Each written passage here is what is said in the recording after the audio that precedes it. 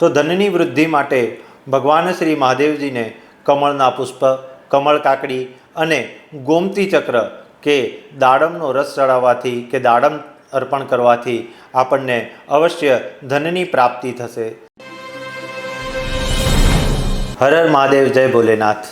પવિત્ર શ્રાવણ માસની અંદર આપણે ઘણી બધી ઈચ્છાઓ રાખતા હોઈએ છીએ. ભક્તિનો આ સારામાં સારો સમય, ભગવાનને આપણે શું અર્પણ કરીએ અને તેનાથી આપણને શું લાભ મળશે તે વિષયમાં હું તમને થોડી માહિતી આપું છું. ધનની વૃદ્ધિ એ આપણા સૌનો મુખ્ય પ્રશ્ન હોય છે, મુખ્ય વાત હોય છે.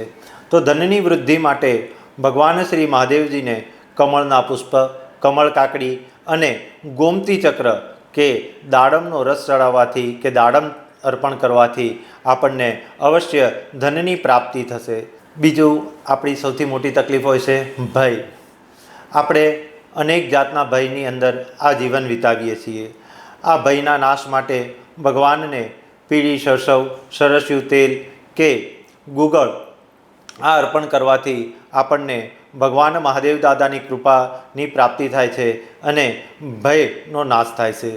રોગથી મુક્ત થવા માટે આપણે ભગવાનને ધૂપની સ્ટ્રીક, ગુગળ આ વસ્તુ અર્પણ કરવી જોઈએ.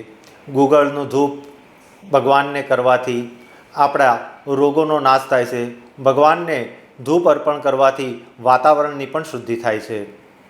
રોગથી મુક્ત થવા માટે આ સર્વશ્રેષ્ઠ ઉપાય સમજવો. રોગથી મુક્ત થવું એના માટે બળની વૃદ્ધિ થવી જરૂરી હોય છે.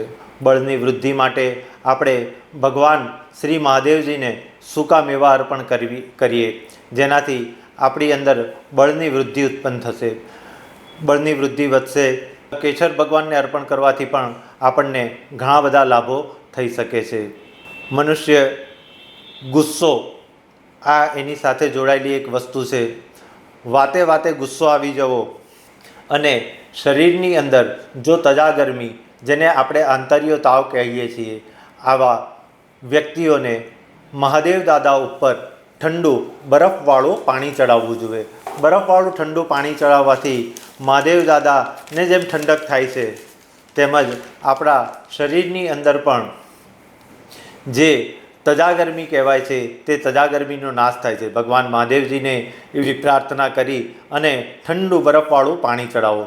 જે લોકો આત્મવિશ્વાસમાં કમી ધરાવે છે, આળસ અને કમજોરીનો અનુભવ કરે છે, જે લોકોને અનિદ્રાની સમસ્યાઓ છે, તે લોકો દૂધ પાણીની સાથે અશ્વગંધાનો પાવડર મિક્સ કરી અને ભગવાનને ચડાવી શકે છે.